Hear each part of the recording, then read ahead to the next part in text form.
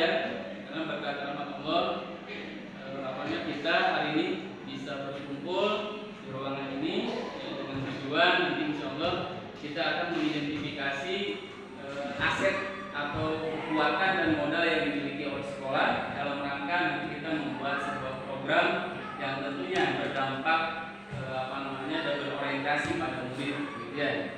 Oke, jadi kita ya atau tujuan yang pertemuan hari ini adalah untuk mengidentifikasi berbagai sumber daerah ya untuk sekolah ini dan strategi pemanfaatannya secara efektif. Artinya nanti kita coba akan menggali di sini segala aset atau kekuatan dan modal yang dimiliki oleh oleh sekolah ya, dengan memanfaatkan setiap kekuatan-kekuatan itu baik yang ada di sekolah maupun yang ada di di sekitar lingkungan sekolah, kita, gitu ya.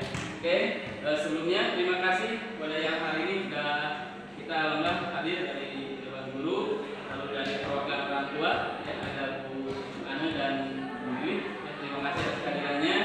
Lalu sini ini yang selalu semangat, ya oke tepuk tangan untuk anak-anak ini.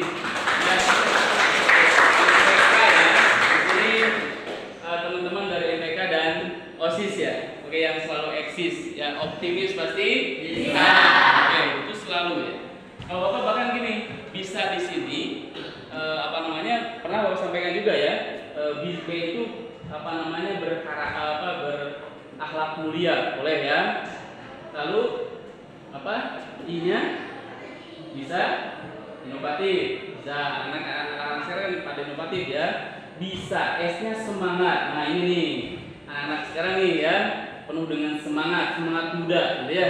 Lalu A-nya agamis. Oh yang B yang pertama berakhlak atau berkarakter ya. Jadi berkarakter, inovatif, semangat dan agamis. Nah, selain kita punya jargon atau apa itu istilahnya ya, optimis pasti bisa. Nah, Bapak memiliki masukan gitu ya untuk supaya betul-betul kata bisa ini memiliki arti atau bermakna gitu ya. Sekali lagi apa tadi? Berkarakter, inovatif, semangat dan agamis. Ya, alhamdulillah ya. Ya, terima kasih Pak. Ya, silakan menempati dulu tempat yang sudah disediakan. Ya, kita lanjut ya. Nah, nanti diharapkan ya output yang dihasilkan dari dari para siswa semua di sini itu berorientasi pada bisa tadi ya. Jadi bagaimana siswa harus bisa ya berkarakter gitu ya, harus inovatif, semangat untuk ya, dan terakhir adalah yang paling penting adalah agamis begitu ya. Oke, kembali ke tujuan kita hari ini ya, sekali lagi mengidentifikasi berbagai sumber daerah untuk sekolah dan strategi pemanfaatan secara efektif ya. Nanti ada 7 modal ya. Oke, sebelumnya nah ini kita memanfaatkan yang ada di daerah kita ya, yaitu Kecamatan Cikanjur. Nah, kita lihat dulu posisi Cikanjur itu ada di mana gitu ya. Nah, terlalu cepat kayaknya ini ya. Oke. Nah ini itu berarti posisi Kabupaten Bandung dilihat dari peta Indonesia ya. Ada sel itu baru muncul di sini. Nah, apa itu? Ada yang tahu? Kecamatan mana itu? Kecamatan Cikanjur. Dan tempat atau lokasi tempat sekolah kita berada. Nah, kita akan gali di sini 7 modal yang kita miliki ya, yang ada di sekitar sekolah dan lingkungan sekolah di Kecamatan Cikanjur akan kita gali. Itulah yang menjadi tujuan pertemuan kita hari ini.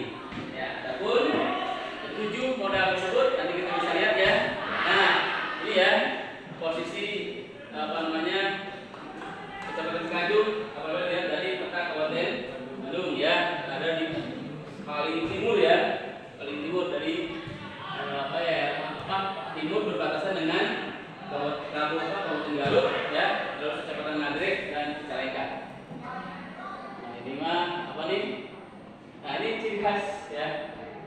ciri khas dari Kecamatan Cikancung. Jadi masih perlu kita kembangkan. Ini hanya beberapa contoh saja ya.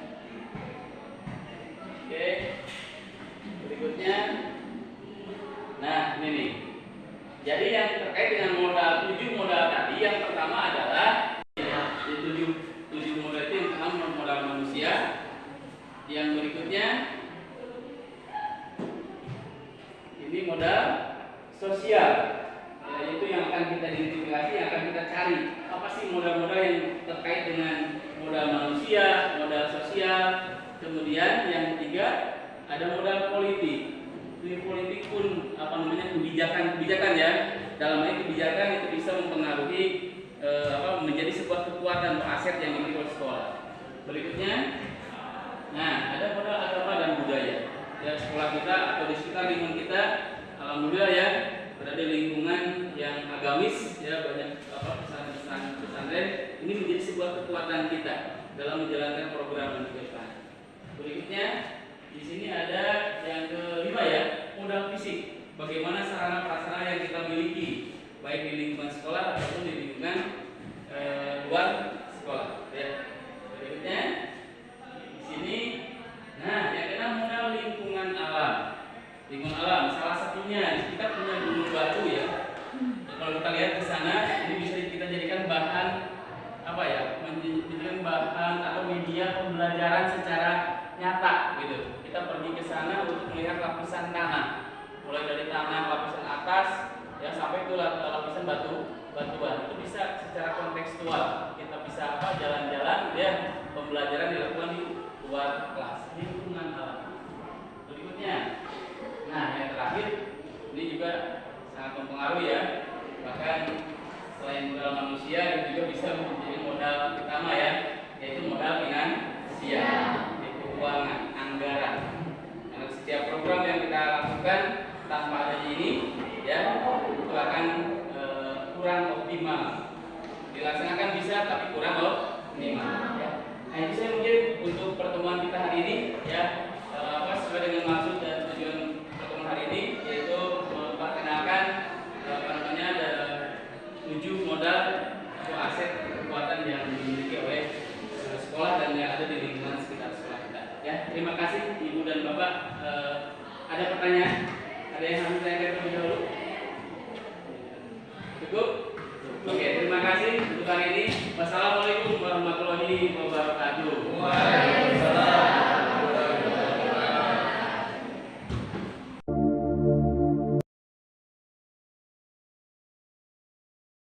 Bismillahirrahmanirrahim. Assalamualaikum warahmatullahi wabarakatuh. Waalaikumsalam warahmatullahi wabarakatuh. Ya, alhamdulillah hari ini kita kembali bisa bertemu di sesi berikutnya. Setelah tadi kita dalam pertemuan tadi kita membicarakan masalah maksud dan tujuan ya, menyampaikan maksud dan tujuan terkait dengan pemetaan aset atau modal yang dimiliki ya. Nah, pada pertemuan hari ini berikutnya ini kita akan coba menggali ya apa saja aset yang kita miliki ya, baik yang ada di sekolah kita ya, di sekitar lingkungan sekolah kita ya, bahkan yang yang lebih jauh dari lokasi kita yang bisa jadikan aset atau kekuatan ya untuk program-program kita ini. Ya, oke. Nah, di sini kita lihat ini setelah kemarin ya kita mengenal 7 modal ya yang bisa dijadikan kekuatan atau aset yang dimiliki oleh sekolah. Nah, kita coba akan bahas satu persatu. Di sini ada modal manusia. Kemarin apa?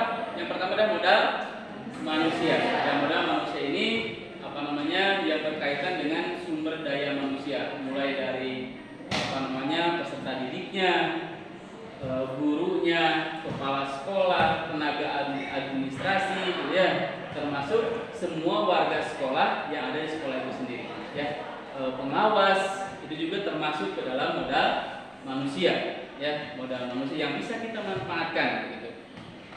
Nah di sini kita lihat, ya, yang menjadi kekuatan di sekolah kita ini 90% kualifikasi pendidikannya S1 sudah linear gitu ya. Kenapa tidak 100%? Jujur pertanyaan gitu kan?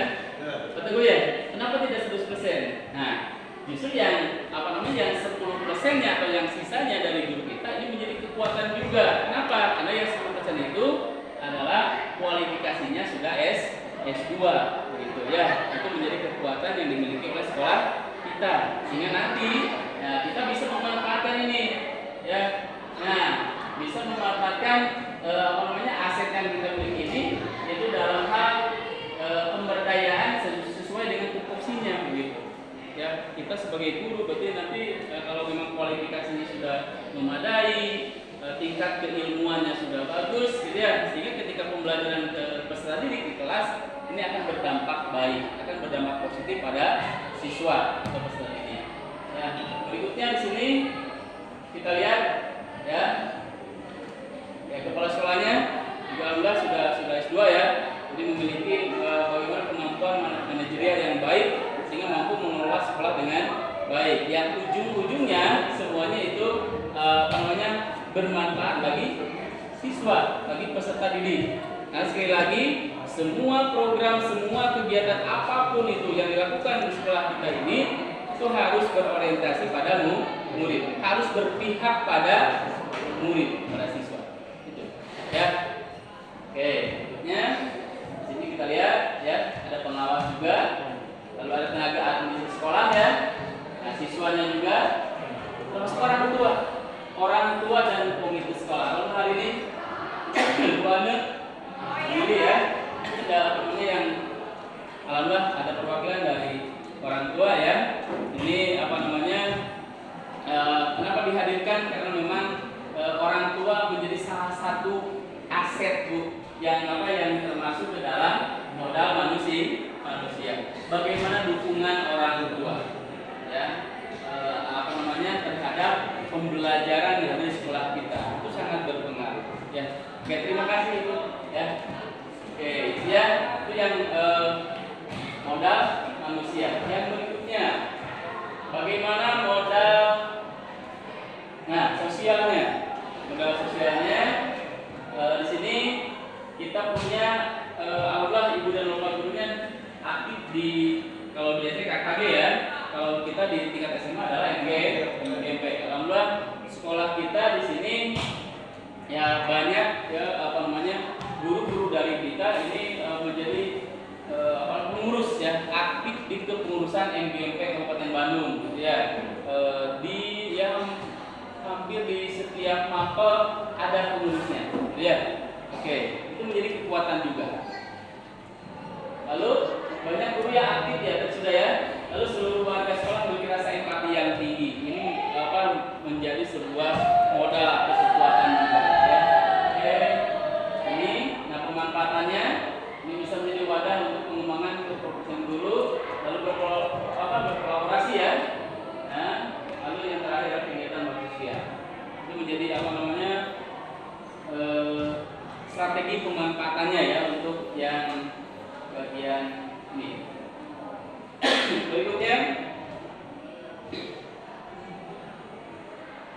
modal politik. Modal politik di sini bukan kaitannya dengan partai politik gitu ya, bukan. Tapi lebih ke bagaimana kebijakan yang dikeluarkan baik itu kepala sekolah ataupun guru, gitu ya. Nah, kalau di luar sekolah kebijakan yang berkaitan dengan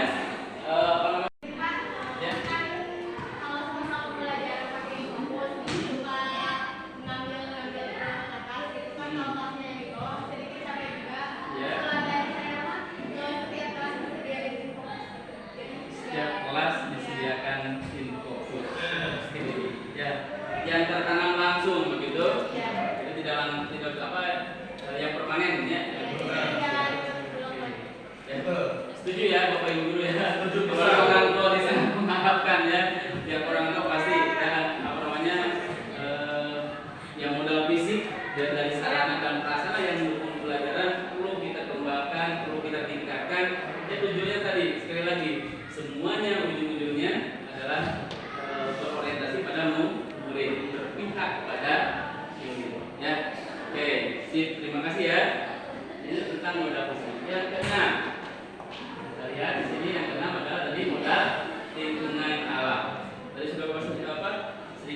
ya. Nah, kita setuju ya? Udara yang bersih, karena kita jauh dari namanya ya jauh dari kebisingan, jauh dari jalan raya, gitu ya. Jadi udara kita bersih, masih banyak pohonan, gitu ya. Berbeda dengan sekolah-sekolah yang ada di pinggiran jalan, ya. Itu betul-betul tingkat polusinya bisa mengganggu udaranya kurang bersih. Nah, lalu hutan sekolah, ya kita sebut hutan sekolah ya. Karena sekarang kita masih ada pohon-pohon tinggi besar ya, dekat parkiran itu. Tapi maka hutan sekolah, ya itu bisa kita manfaatkan untuk pembelajaran. Nah, oke, nah tadi ya yang di luar sekolah, apa yang bisa kita manfaatkan? Ini, ya lapisan tanah masih pengerukan. Ternyata itu bisa jadikan apa ya sumber belajar bagi anak-anak ya. Kita bisa memanfaatkan lingkungan sekitar sebagai bahan pembelajaran gitu ya, sumber belajar. Lalu lingkungan dekat apa nih? Minimarket, pasar dan puskesmas itu terlalu jauh ya. Kita tidak terlalu jauh dengan hal ini. Pemanfaatannya nanti terakhir ini adalah finansial ya. Finansial. Nah, kita memiliki bantuan operasional sekolah. Lalu ada juga BOPD, NCR dan komite sekolah. Ya walaupun baru-baru ini ya, itu sangat membantu dan menjadi sebuah modal dan aset termasuk kekuatan bagi sekolah dalam mengembangkan program-programnya. Ini apa nih? Ada yang tahu? Apa itu?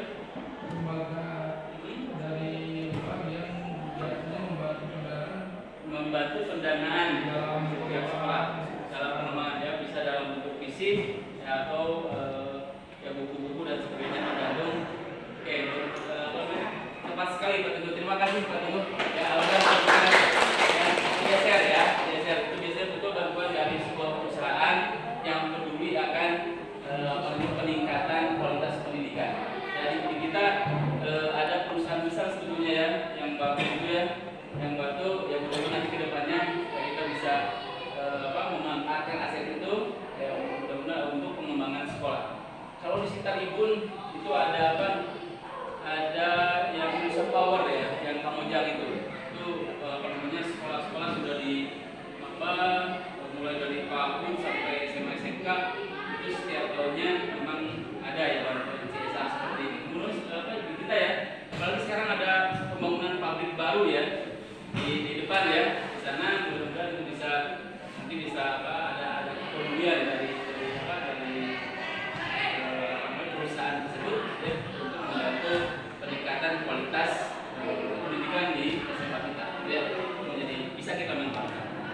Nah itulah ketujuh modal yang memang bisa kita manfaatkan. Nah dari ketujuh modal ini tinggal kita bagaimana memikirkan strateginya, strategi pemanfaatannya bagaimana agar setiap aset atau modal tadi itu betul-betul bisa dirasakan dan dimanfaatkan oleh siswa, oleh peserta didik, gitu ya, di sekolah ini.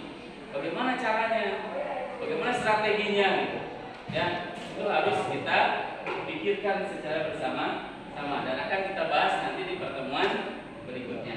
Ya, oke, untuk hari ini terima kasih ya, atas perhatiannya, mudah-mudahan bermanfaat.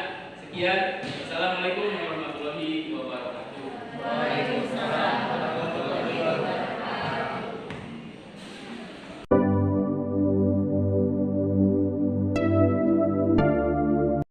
Assalamualaikum warahmatullahi wabarakatuh. Waalaikumsalam warahmatullahi wabarakatuh. Ya, masih semangat ya.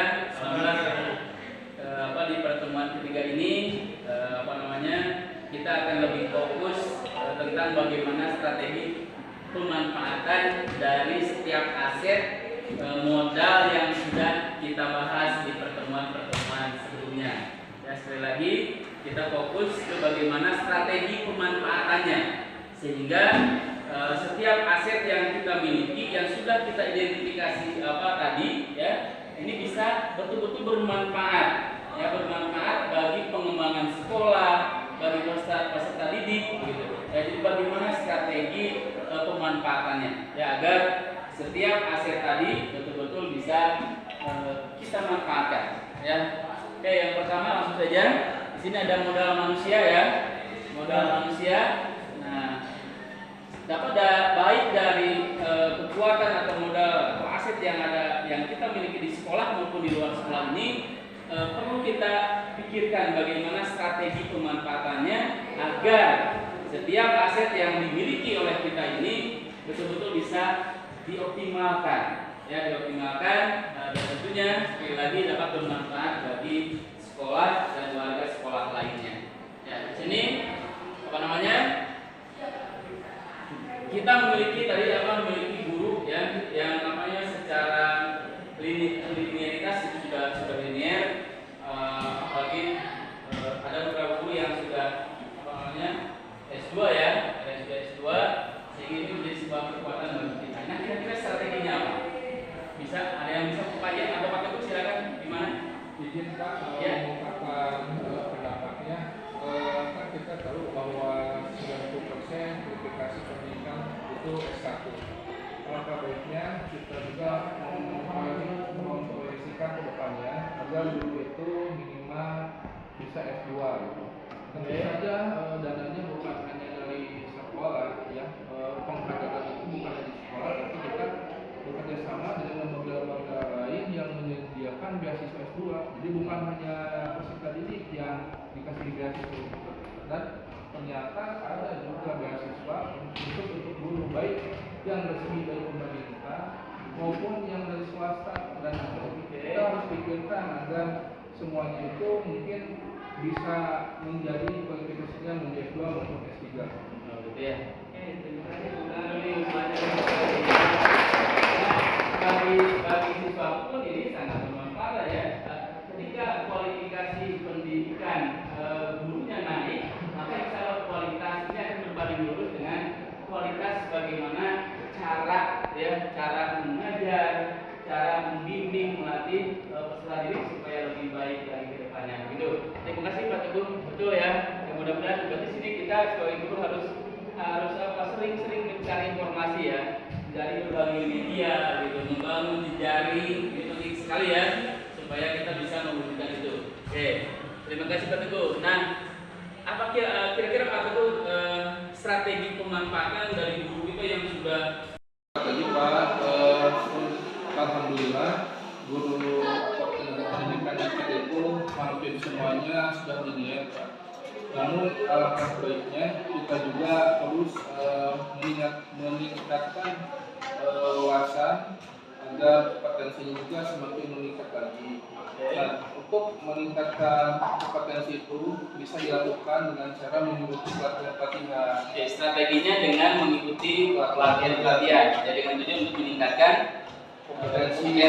Oke. Semakin meningkat. Nah, adapun pelatihan-pelatihan tersebut bisa saja yang sesuai dengan organisasi keguruannya, misalkan MG guru bahasa Inggris dari MGMP bahasa Inggris, ataupun bekerjasama dengan lembaga-lembaga yang memang sudah teruji kredibilitasnya di dalam melatih pendidik ini.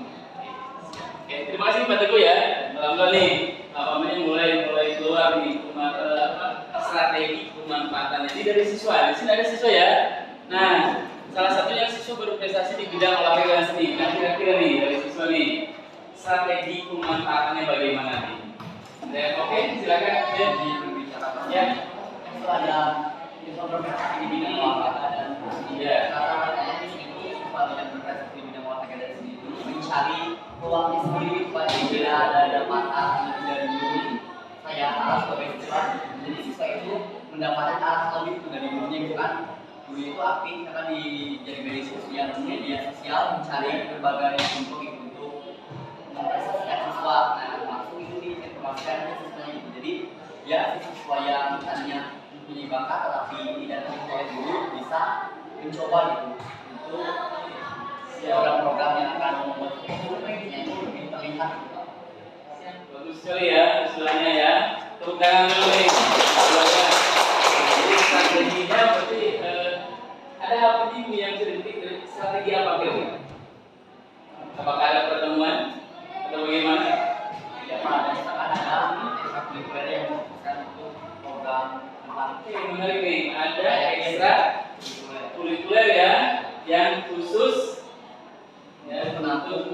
kreativitas dan seni.